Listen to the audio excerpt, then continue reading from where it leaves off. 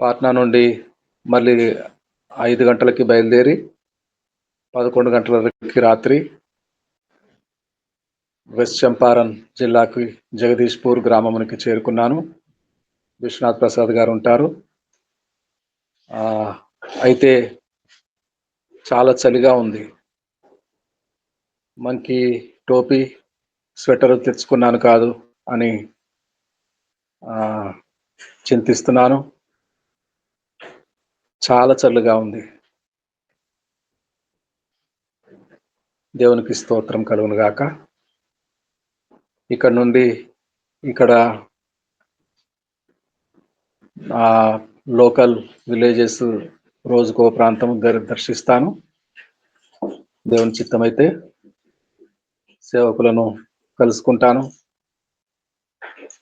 ఇంద్రాసన్ పాస్టర్జీ, హరీందర్ రామ్జీ, రాంబాబు రామ్జీ, ఈ విధంగా ఆయా గ్రామాల్లో సువార్త ప్రకటిస్తాను.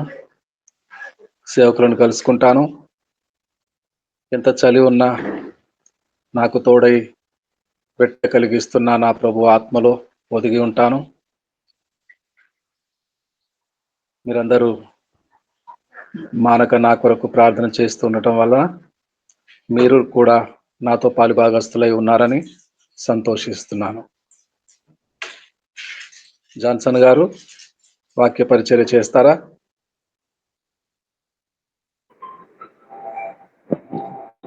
అందరికీ వందనములండి. ఈ అవకాశం ఇచ్చిన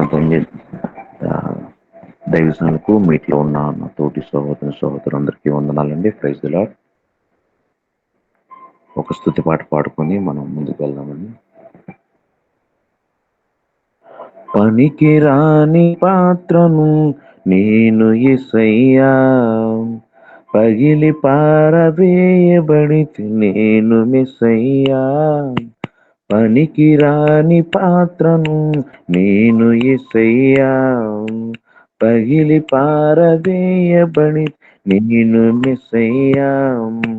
కుమ్మరివని విన్న నీ చెంతకు రమ్మని అన్నాం, కుమ్మరివని విన్న నీ చెంతకు రమ్మని అన్నాం. నీకిష్టమైన పాత్రను నీ సేవకి వాడుమా, నీకిష్టమైన పాత్రను నీ సేవకి వాడుమా. పనికి రాని పాత్రను నేను యేసయ్యా, పగిలి పారవేయబడి నేను యేసయ్యా. బ్రతుకు బాటలో నేను సిగివేసారితి, గుండె పగిలి నేను ఒక కలత చెందితి.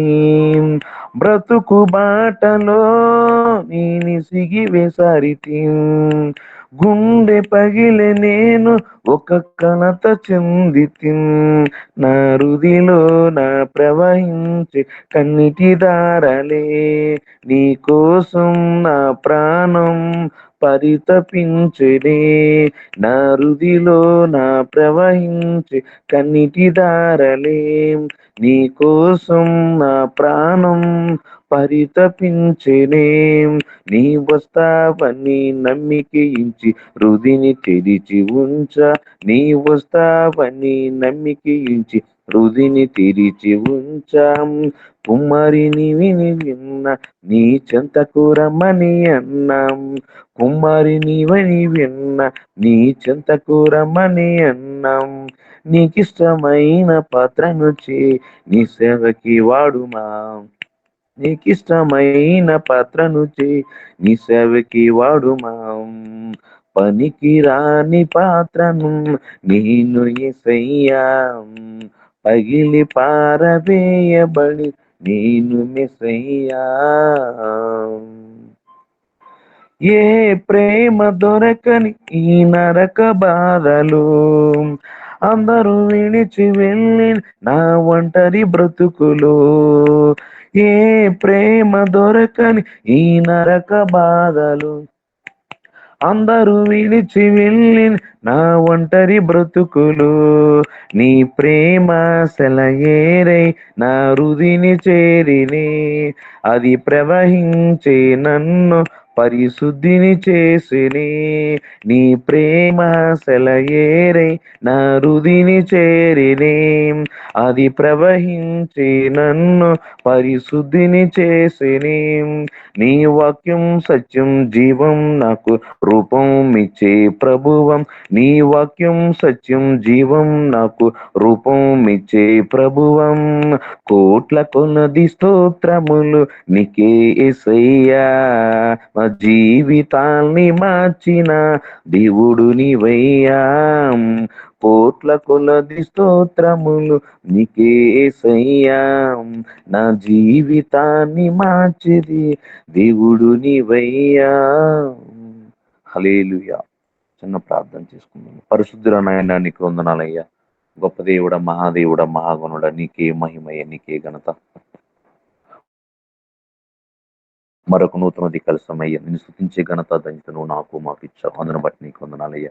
ఇంతవరకు పాటల్లో దాని వాక్య దాని చదువుట్లో నేను నీ ప్రార్థనలో నీ కృప ఉంచు. ఇదిగోనన్నా వాక్య ధ్యానంలో అయ్యా ఆయన నువ్వు మాకు సహాయం దయచేయమని మాకు అర్థం అవటానికి ఆయన వివరించుకోవటానికి అయ్యా నువ్వే మాకు సహాయకర్తగా మాకు తోడుగా ఆత్మ దేవుడా నాయన ప్రభ మా మధ్యలో నడిపించమని యేసునామమును స్తుతించి అడిగి వేడుకుంటున్నాను తండ్రి. ఆమేన్. అందరికీ వందనములండి. Praise the lord. మరొక నూతన ఉదయకాల సమయంలో ఈ తెల్లవారుజామున ఏకుజామున ఆయన స్తుతించే ఘనత ధన్యత మనకు వచ్చిందంటే కేవలము ఆయన మన పట్ల ఉండే కృప. అందరికీ వందనాలండి. మీకా గ్రంథము 6వ అధ్యాయము 8వ వచనం ఎవరైనా చదివి వినిపిస్తారండి? మీకా గ్రంథము 6వ అధ్యాయము 8వ వచనం.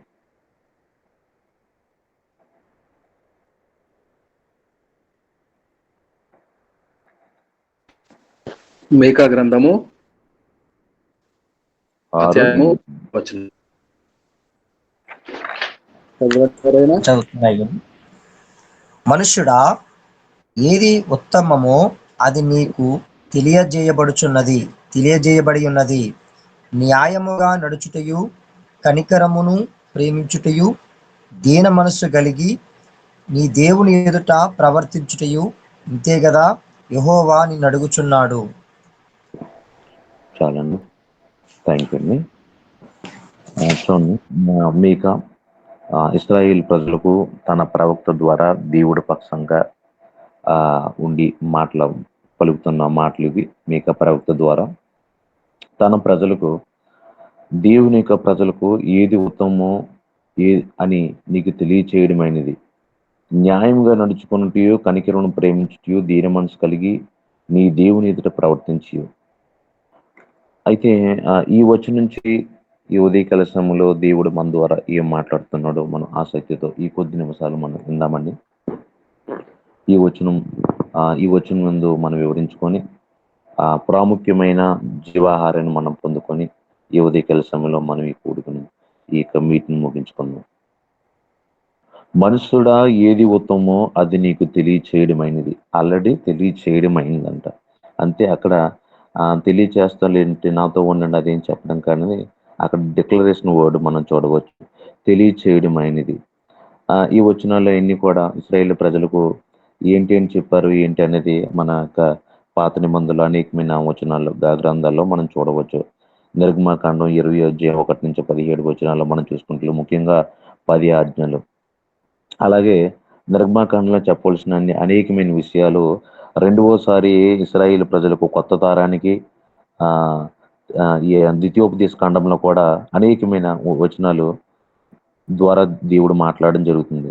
అలాగే కీర్తనలు అయితే ఇంకా అనేకమైన కీర్తనలు 1వ అధ్యాయం దృష్టిలో ఆలోచన ఒక పాపుల మందలి ఒక అపవాసాలు కూర్చుండగా, అలాగే కీర్తన 15వ అధ్యాయం అలాగే 24 119 వచనాలు సామెతల గ్రంథం మొత్తం అంతా కూడా ఈ వచనాలు అన్నిటిలో కూడా నేను ఎలా నడవాలో, ఈ విధంగా మీరు ఏదైతే అనుసరించాలో దీని ప్రకారంగా నడుచుకోవాలో ప్రతి దాన్ని కూడా ఏ విధంగా చెప్పడం జరిగిందంటే మనం అప్పుడప్పుడు మనం వాడుతాం కొన్ని అరటి పండు తొక్క ఒడిచినట్టుగా ఆ విధంగా దేవుడు తన ప్రజలకు ఇవ్వడం జరిగింది.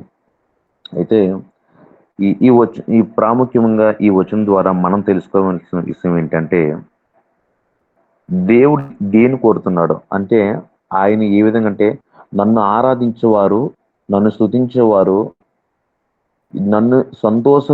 నన్ను సంతోషపెట్టడానికి ఇగో వారు ముందు ఒక వాళ్ళకి వాళ్ళకి తెలిసినట్టుగా వారు ఎదుటే నేను పెట్టాను.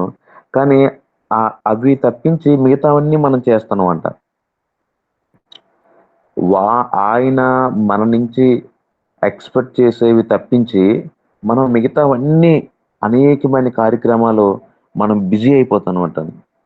పాటలు పాడడంలో కానీ, ఆరాధన చేయటంలో కానీ, ఏమండి ప్రార్థన, విజ్ఞాపన ప్రార్థన కానీ, ఉపవాస ప్రార్థనలు కానీ, ఏ రకమైన చూసుకున్నా ఆయన ఆరాధించట్లో కానీ, ఆయన స్తుతించట్లో కానీ, ఆయన సేవించట్లో కానీ అనేకమైన కార్యకలాపాలు మనము బిజీ అయిపోతున్నాం. కానీ చేయవలసినవి, మనం ముందు పెట్టినవి, మనం ప్రాముఖ్యమైనవి, ప్రధానమైనవి మనం తప్పిపోతాం. మనం పక్కన పూర్తిగా దాన్ని మూలన పడేసామట. అందుకని మీకా ప్రవక్త ద్వారా దేవుడు తన ప్రజలతో మాట్లాడుతున్న మాటలు ఏమైనా మాట్లాడుతున్న, మనుష్యుడా ఏది ఉత్తమో అది నీకు తెలియచేయడమైనది, న్యాయంగా నడుచుకున్నట్టు, కనికరము, ప్రేమించుటయు, దీన మనసు కలిగి నీ దేవుని ఎదుట ప్రవర్తించుటయు. అయితే ఇప్పుడు మన నుండి మన దేవుడు ఏం కోరుతున్నాడు, మన ప్రవర్తనలో దేన్నైతే ఆశిస్తున్నాడు, మనం న్యాయంగా ఉండాలి. మనం మనం మనం న్యాయంగా ఉండాలి. అయితే మనం కలిగి ఉన్న మంచి పనులు ఏది కూడా మనల్ని రక్షించలేవు అని కూడా మనం తెలుసుకోవాలి. అంటే దేవుడు కోరే ఉత్తమైనవి ఏంటంటే, దేవుని ఆసక్తి బలుల మీద లేవటండి.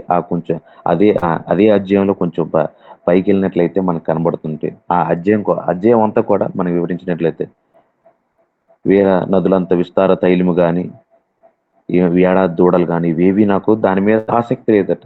దేవుడు కోరే ఉత్తమైనవి దేవుని ఆసక్తి బలుల మీద కాదని, వాటిని అర్పించే వ్యక్తి యొక్క వ్యక్తిత్వం యొక్క ప్రవర్తన మీద మాత్రమే ఆయన ఇష్టపడుతున్నాడని మనం జ్ఞాపకం చేసుకోవాలి ఈ వచనం ద్వారా.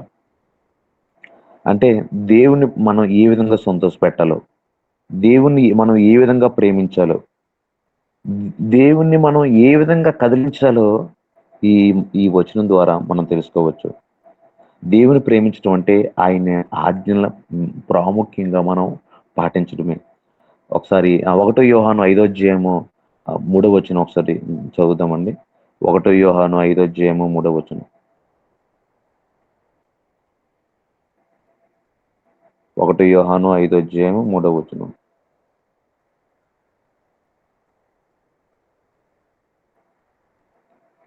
మనం ఆయన ఆత్మలను గైకొనుటే దేవుని ప్రేమించుట చాలు. థ్యాంక్ యూ అండి.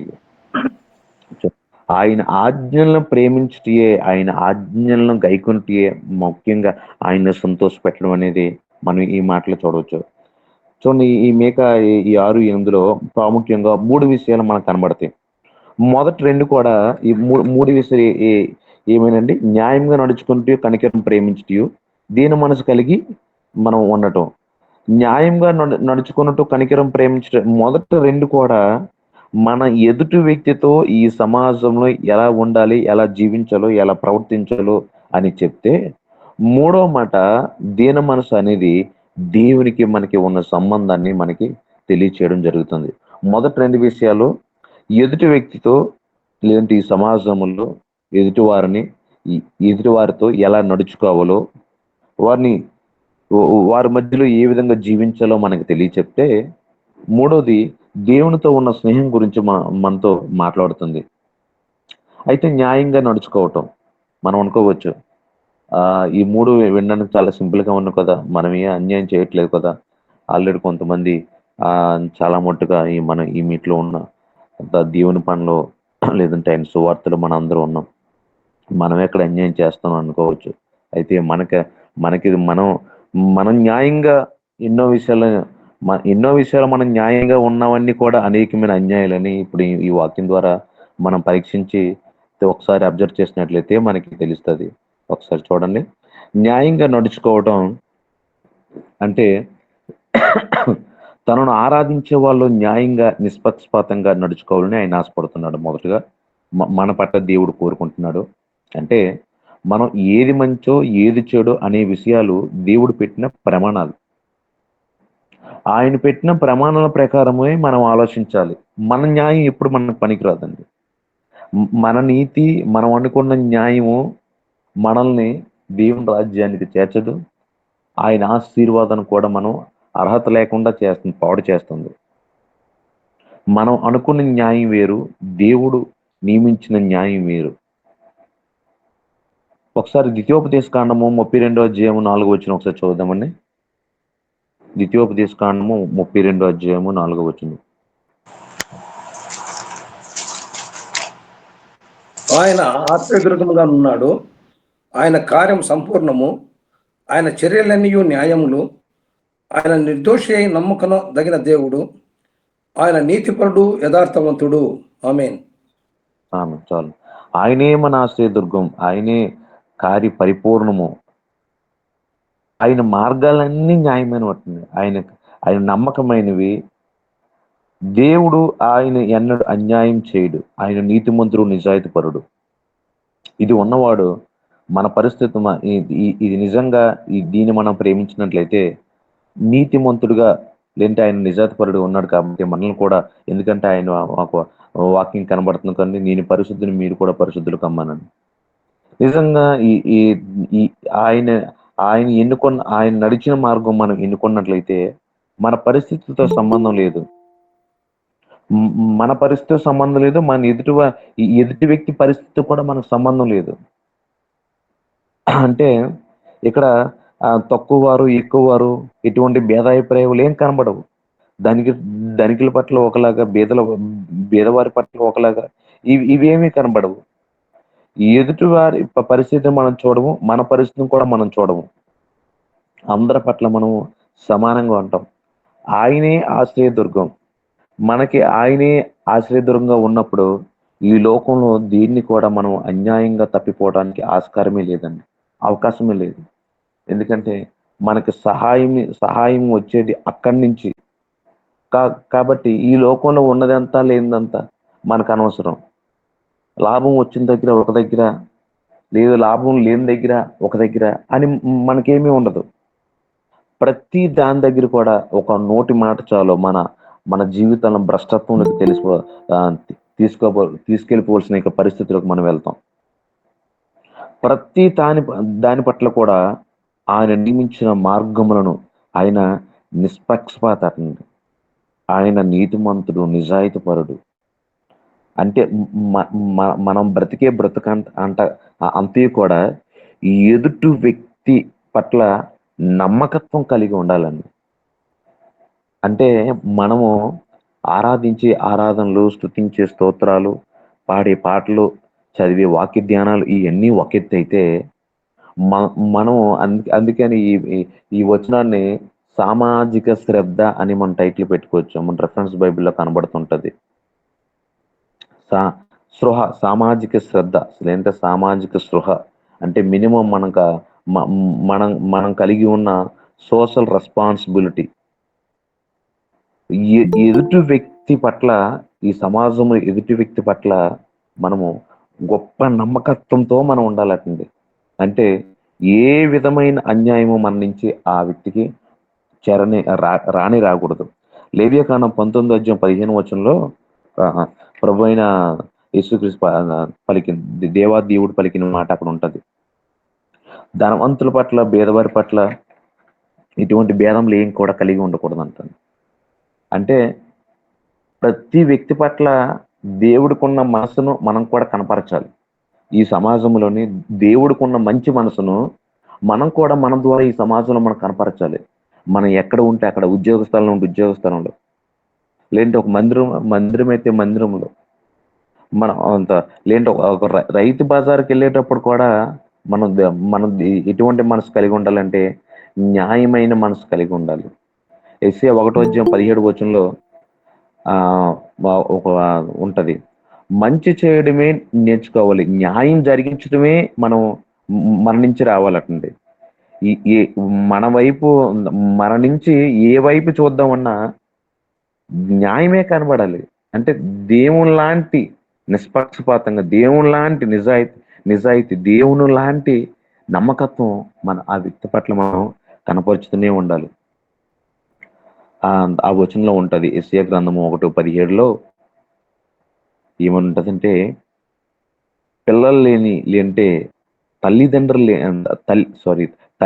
లేని పిల్లల యొక్క హక్కుల్ని మనం కాపాడేవారిగా, ఎదుగురాల పక్షంగా మనం వాదించేవారిగా, అంటే కోర్టుకెళ్ళి వారి పట్ల మనం వాదించే స్థాయి అయితే మనకి ఇవ్వలేదు, దేవుడు మనకి ఇవ్వలేదు. కానీ అంటే దాని అర్థం ఏంటంటే, మనం కలిగి ఉండవలసింది న్యాయం ఏంటంటే, ఏ విధంగా కూడా ఒకవేళ అన్యాయంగా జరుగుట ఏ విషయం అందు కూడా మనం ఒక అడుగు కూడా ముందుకు వెళ్ళకూడదని దాని అర్థం. అంటే వారి పట్ల అడగడానికి లేదంటే చేయడానికి ఎవరు ఉండరు కదా. అటువంటి సందర్భంలో కూడా మనం న్యాయాన్ని మనం అనుసరించాలి, న్యాయాన్ని మనం వెంబడించాలి. విధవరాల పట్ల లేదంటే పిల్లలు లేని వారి పట్ల మనకి దేవుడు ఏ విధంగా ఆలోచిస్తాడో అట్టి సహాయము వారికి మన పట్ల దేవుడు ఆలోచిస్తున్నాడు, ఎక్స్పెక్ట్ చేస్తున్నాడు. అంటే మనం ఎవరికైనా అటువంటి వారి పట్ల నువ్వు న్యాయంగా ఉన్నావా? న్యాయంగా ఉండడం అంటే వారికి ప్రతి అవసరాన్ని మనం గుర్తించాలి. ప్రతి దాంట్లో కూడా వారికి ఏం కావాలి, వారి అవసరం ఏమిటి, వారి నీడ్ ఏంటి, దాంట్లో ఏ విషయంలో వారికి బాధ కలుగుతుందా, ఏ విషయమైనా వారికి అన్యాయం కలుగుతుందా అంటే ఈ విషయాలన్నీ మన పట్ల ఎలా జరిగితే బ్రదర్ మనం అనుకోవచ్చు. లేదు, ఈ ఎవరి పరిధిలో వారికి దేవుడు మనకి బాధ్యతను అప్పగిస్తాడండి. కాకపోతే అది మనం గమనించాం. మనం గమనించినట్లయితే ఖచ్చితంగా మన న్యాయ నిర్వర్తన మన తరపున చాలా ఉంటది. మనం అది గమనించాలి, మనం అది వెంబడించాలి. అందుకని పౌలు భక్తుడు ఎబ్రీ పత్రిక 13:18 మనం చూసినట్లయితే ఒకసారి చూద్దామండి. పౌలు ఎబ్రీ 13:18 18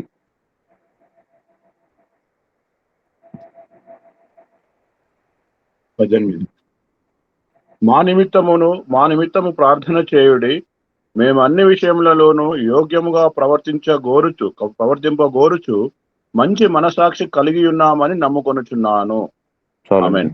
థ్యాంక్ యూ. ఎందుకంటే మేము అన్ని విషయాలు నిజాయితీగా ప్రవర్తించాలనుకుంటున్నాం. చూడండి, అన్ని విషయాల్లో నిజాయితీగా ప్రవర్తించాలని అనుకుంటున్నాం, మంచి మనస్సాక్షి కలిగి ఉన్నామని మేము నమ్ముతున్నాం. ఆ మంచి మాటను మనం గమనించవచ్చు. అన్ని విషయాల్లో కూడా మన నిజాయితీ ఏంటో మన దేవుని పట్ల, ఈ సమాజం పట్ల మనం కనపరచాలి. ప్రతి దాని పట్ల ఏ స్థితిలో ఉంటే, ఎక్కడ ఉంటే అక్కడ, ఒక కుటుంబంలో ఇదేనా అనేకమైన కుటుంబ విచ్చలవిడితనం ఎక్కడ తయారవుతుందంటే ఈ న్యాయం తప్పిపోవడమే. భార్య భర్త మధ్య లాంటి కుటుంబాన్ని అపవాది ఏ విధంగా దెబ్బ కొడుతున్నాడంటే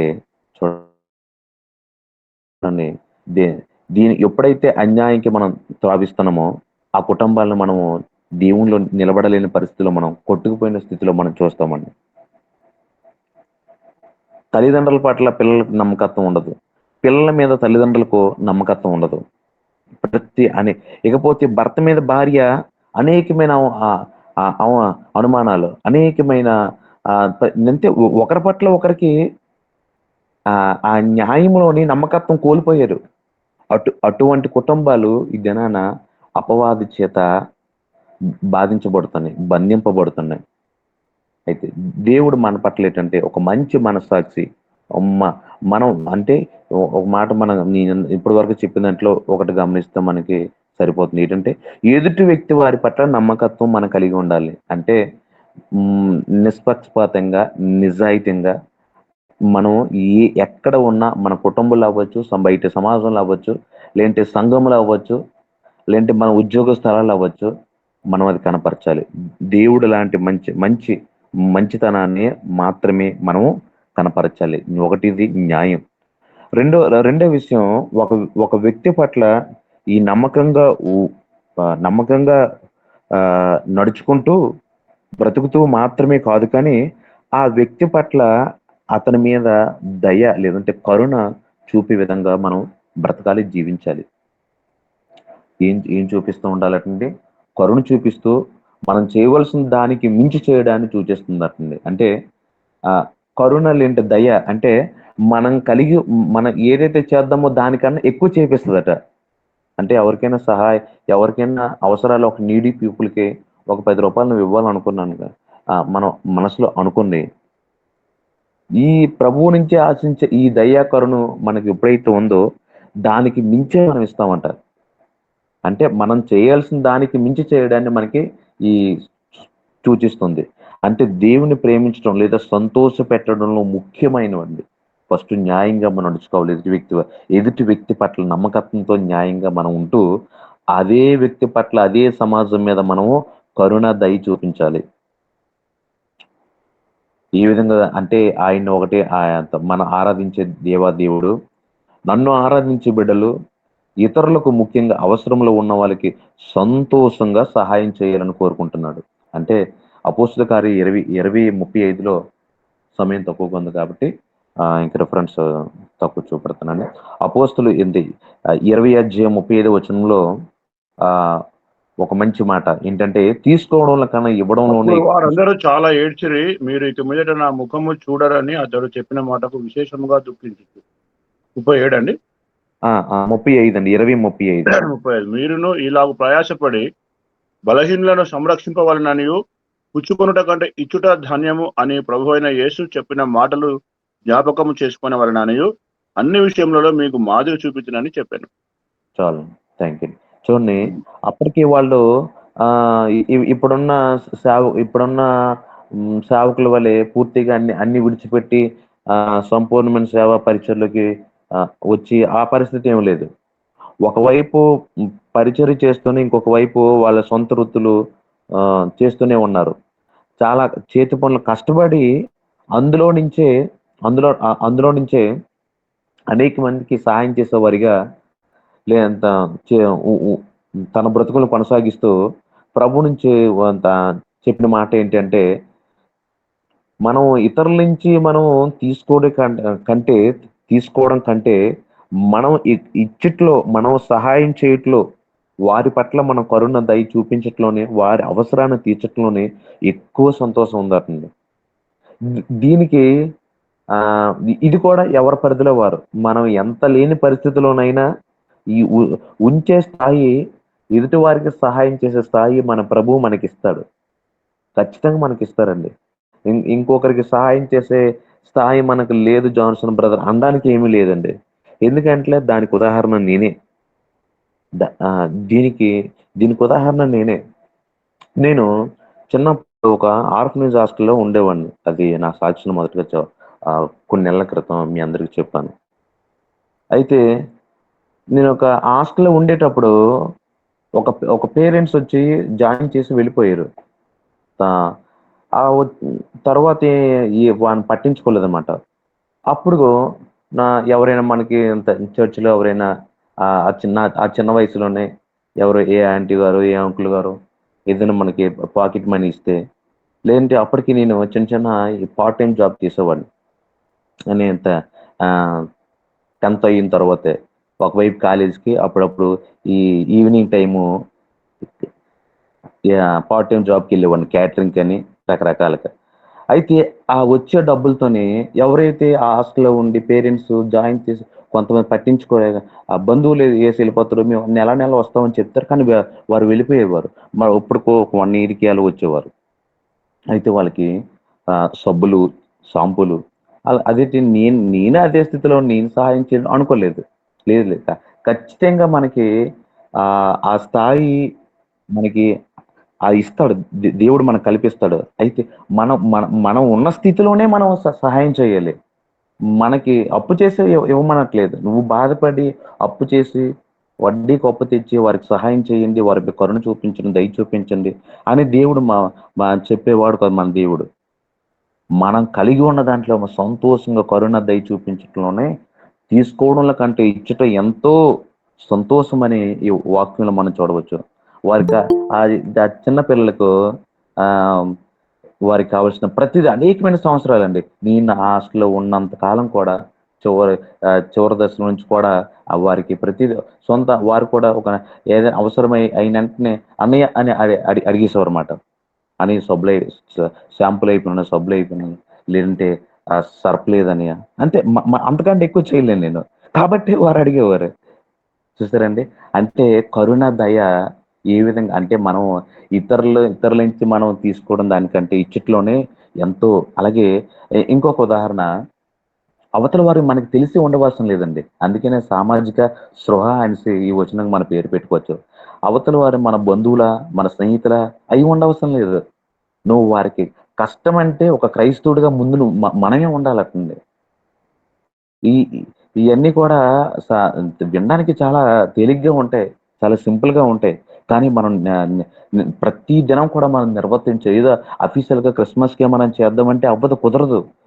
అది క్రైస్తవ బ్రతుకు కానే కాదు. ఇది ప్రతి దినము ఉండాలనేసి మన ప్రభువు మన పట్ల కోరుతున్నాడు. ఆల్రెడీ చేస్తున్నాం బ్రదర్. ప్రతి క్రిస్మస్ కి ఏదో ప్రతి వరదల్లో మనం అనేకమైన మొన్న విజయవాడ వరదలు అనేకమైన సహాయం చేస్తామంటే అప్పుడు మాత్రమే కాదు, ప్రతి దినము మనం కలిగి ఉండాలి.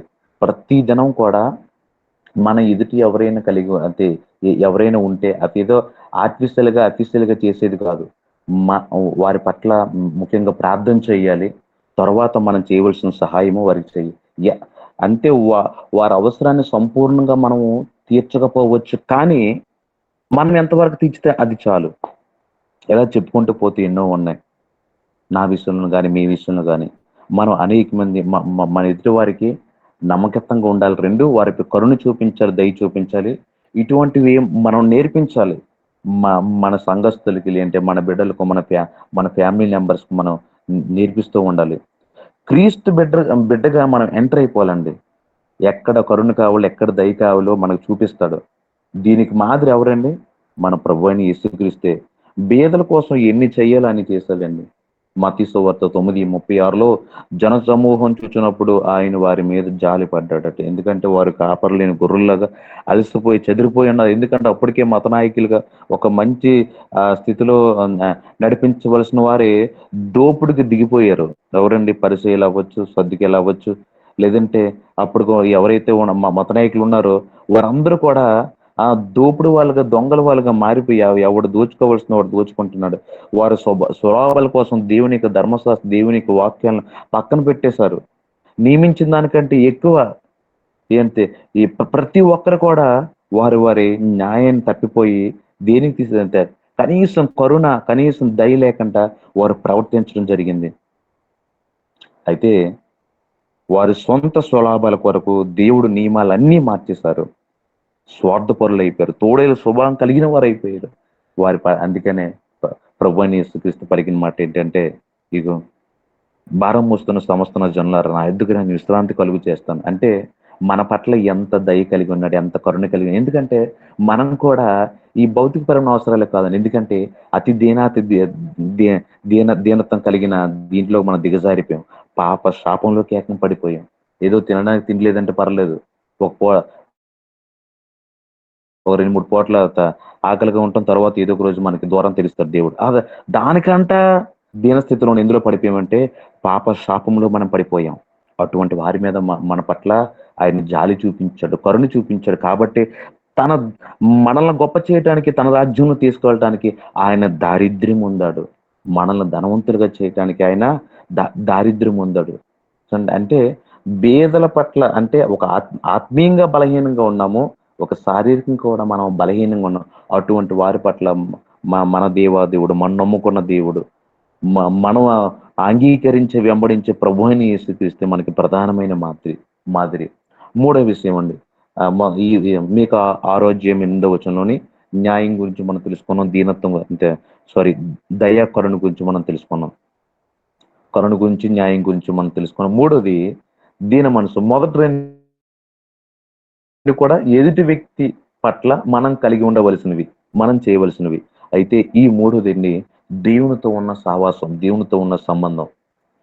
1 పేతురు 5వ అధ్యాయం 5-6 వచనాలు ఒకసారి చదువుకుందామండి. 1 పేతురు 5వ అధ్యాయము 5-6 వచనాలు.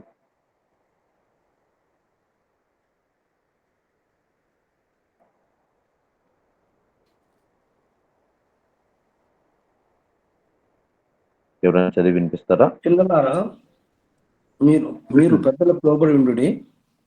మీరందరూ ఎదుటివాని ఎడల దీన మనస్సు అన్న వస్త్రం ధరించుకొని మిమ్మల్ని అలంకరించుకొనుడి. దేవుడు అహంకారులను ఎదిరించి దీనులకు కృప అనుగ్రహించును. ఆమేన్. దేవుడు తనకు తగిన సమయం ముందు మిమ్మల్ని హెచ్చించినట్లు ఆయన బలిష్టమైన చేతి క్రింద దీన మనస్సులో ఉండుడి. ఆమేన్. చాలండి. మనం ఎంతగా తగ్గించబడతామో అంతగా ఇచ్చిస్తాడండి మన దేవుడు. మనకి తగిన సమయం నుండి హెచ్చించినట్లు ఆయన ఏ చేతి కింద అండి? బలిష్టమైన చేతి కింద మనం దీన మనస్కులయ్యుండుడి అని వాక్యం సెలవిస్తుంది. అయితే మన దీన మనసుకి ప్రధానమైన ప్రాముఖ్యమైన లక్ష్యం ఏంటంటే అది మనకు తెలియదండి. ఇదని మనం తెలుసుకుని చూడండి, ఎల్లప్పుడూ ప్రభు మీద ఆధారపడమే ప్రధానమైన దీన మనస్సు. అంటే ఆయన సహాయం కోరలేని వాడు దీన మనసు కలిగి ఉండదు. ఒక రకంగా చూసినట్లయితే ఈ మీట్లో ఉన్న ఉదయకాల సమయం కరెక్ట్గా 5 అంటే 5 ఎవరైతే వచ్చేస్తారో ఆయన, దేవా నువ్వు తప్ప నాకు వేరే ఆధారం లేదయ్యా అనే గొప్ప సూచనగా మనం చెప్పుకోవచ్చు. అంటే వెంటనే వేకుజం ఎప్పుడైతే అవుతుందో వెంటనే ఈ మీట్లో ఎవరైతే వచ్చేస్తారో వారందరూ కూడా ఏంటంటే దీన మనసు కలిగి ఉండడంలో ఒక ప్రధానమైన లక్షణం అంటే, దేవా నువ్వే నా ఆధారం, నువ్వు తప్ప వేరే నువ్వు సహాయం చేయకపోతే ఇంకేమీ లేదయ్యా, ఈ దినం గడవదయ్యా, నేనేమి చేయలేనయ్యా, నీ తోడు నీ సహాయం నాకు కావాలయ్యా. దీన మనసులో ఇది ఒక లక్షణంగా మనం చెప్పొచ్చండి. అంటే మనం తెలియకంటేనే మనం గమనించినట్లయితే ఎల్లప్పుడూ ప్రభు మీద ఆధారపడ్డాం. చూడండి, అన్నీ ఉన్నాడు, చేద్దాంలే, ప్రార్థన చేద్దాంలే, వాక్యం చదువుదాంలే, మీటింగ్కి వెళ్దాంలే అంటే ఒక స్టెప్నీ లాగా వాడుతాడు. దేవుని సహాయం ఒక స్టెప్నీ లాగా వాడతాడు, కానీ ప్రధానమైన దానికి వాడు అంటే దీన మనసు లేనివాడు అలాగ అంగీకరించడు. దేనిలా వాడుతుంటే ఒక స్టెప్నీ లాగా వాడతాడు దేవుని కృపను, దేవుని సహాయాన్ని. లేదు, మనం ఒక స్టెప్నీ లాగా కాదు, అప్పుడప్పుడు కాదు, ఈ లోకంలో ఉన్నవన్నీ కోల్పోతే అప్పుడు దాన్ని వాడడం కాదు. లేదు, ఎందుకంటే అటువంటి దీన మనసులో మనం బ్రతకాలి, అటువంటి దీన మనసులో మనం జీవించాలి. దేవుడు ఎవరిని ఎదిరిస్తారంటే అహంకారం. అంటే అటువంటి మనసు మనకు కలిగి ఎప్పుడు కూడా మనం ఉండకూడదు. ఎప్పుడు ఏ రీతిలో కూడా మనలో ఇటువంటి గర్వం కానీ ఇటువంటి ఎప్పుడు కూడా మనకు మనం తగ్గించుకుంటూనే మనం బ్రతకాలి, మనం తగ్గించుకుంటూనే మనం జీవించాలి. ఎవరైనా మనకన్నా తక్కువ జ్ఞానం కలిగిన వారు ఉంటారు, మనకన్నా ఏమీ లేని వాళ్ళు, నీడీ పీపుల్స్ కూడా ఉంటారు. అయితే ఏ రీతిలో కూడా గర్వం అనేది, అహంకారం అనేది మన బ్రతుకులోకి, మన జీవితంలో రాకూడదండి. మనం ఎప్పుడు కూడా దీన మనసు కలిగే ఉండాలి. ఎందుకంటే మనం ఆ మాదిరి అది కూడా ప్రభు అని యేసుక్రీస్తే మనకి ఆయన ఏకంగా శిష్యులు పాదములు కడిగే మనకి చూపించడం జరిగింది. నిజమైన దీనత్వం తగ్గింపులో మనం ఒకరినొకరు ఎటువంటి ప్రేమతో ప్రేమించాలి, ఎలా సేవించాలో మనకు ఒక మాదిరి ఆయనే. సిలువ వేయబడక మునుపు శిష్యులు పాదములు కడిగినట్లుగా మనం చూడవచ్చు. శిష్యులు పాదము కడిగినట్టుగా. అంతే చూడండి, ఆయన ఎంత దీనత్వాన్ని, దీన మనుషులను కనపరుస్తున్నాడు. అంటే ఇంకొక మాట ఇదిగో నేను పరిచర్య చేయుటికే వచ్చాను తప్ప చేయించుకున్నట్టుకు నేను రాలేదు. ఒకసారి ఏసియా 57:15 చదువుదామని చివరిగా. ఏసియా 57:15 వచనం. ఏసియా 57:15 వచనం.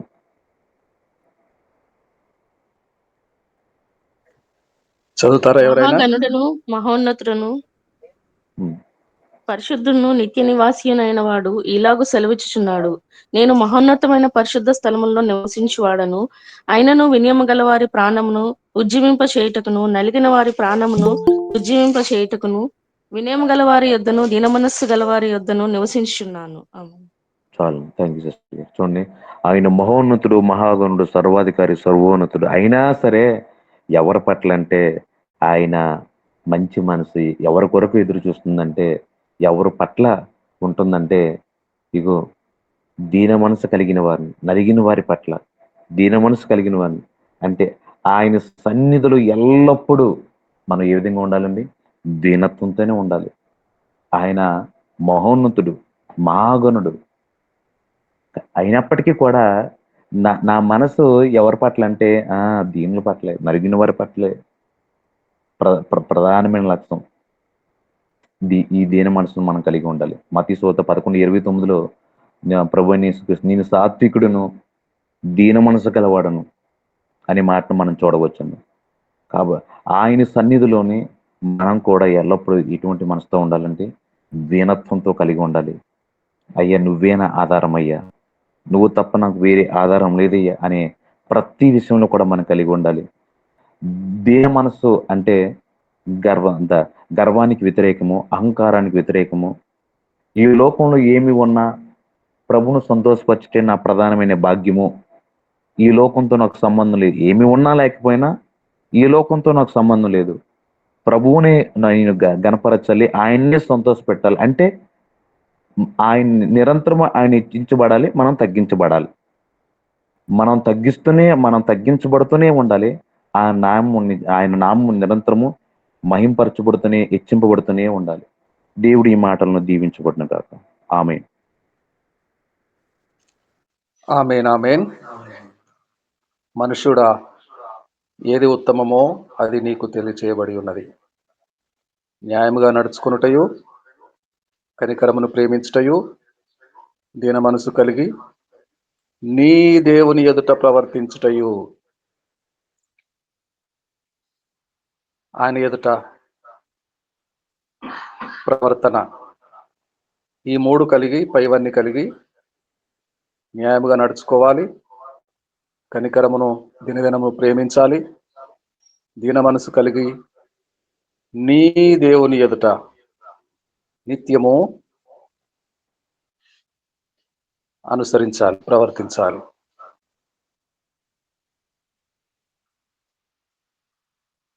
అబ్రహాము నీ దేవుని ఎదుట, అబ్రహాము 17వ అధ్యాయము 1వ వచనములో దేవుని వాక్యము అబ్రహాము ఎదుటకు వచ్చి ఏం మాట్లాడుతున్నాడు? నిందారహితముగా నడుచుకోవాలి, దేవుని ఎదుట నిందారహితుడై ఉండాలి. మాటి మాటికి పడిపోతిన్, మనసులోనే చెడిపోతిన్, మాటి మాటికి పడిపోతిన్, మనసులోనే చెడిపోతిన్. మారని నా యేసు రాజా, మార్చినావా నన్ను, మారని నా యేసు రాజా, మార్చినావా నన్ను. మరువనయ్యా నీదు ప్రేమ, మరువనయ్యా నీదు ప్రేమ, చేసేదను నీ పాద సేవా. మాటి మాటికి పడిపోవుట, న్యాయముగా నడుచు, కనికరమును ప్రేమించాలి, దీన మనసు కలిగి నా దేవుని ఎదుట ప్రవర్తించాలి. అంతరాత్మ మనసు దోషారోపణ చేసుకున్న మన సాక్షికి లోబడతాము. లోబడతామా? మాటి మాటికి పడిపోతామా? మనసులో చెడిపోతామా? దేవుని ప్రియులారా, ప్రియమైన వారలారా, ఏది ఉత్తమమో అది మనకు అనేక మారులు తెలియచేయబడి ఉన్నది. ఈ మూడు విషయాలు కలిగి మన దేవుని ఎదుట ప్రవర్తించుట. నిందారహితుడుగా అబ్రహాము నిందారహితుడిగా హెచ్చరించబడ్డాడు. అటు రీతిగా మనము కూడా మన దేవుని ఎదుట నీ దేవుడు నీ నుండి ఏమి కోరుతున్నాడో నీ దేవుని ఎదుట ఈ 3 విషయాలు కలిగి ప్రవర్తించుట. దేవుని పరిశుద్ధ నామమునకు స్తోత్రం కలుగును గాక. మీలో ఎవరైనా ప్రేరేపణ కలిగితే ప్రార్థన చేస్తారని మనవి చేస్తున్నాను. చిన్న మాట ప్రార్థన.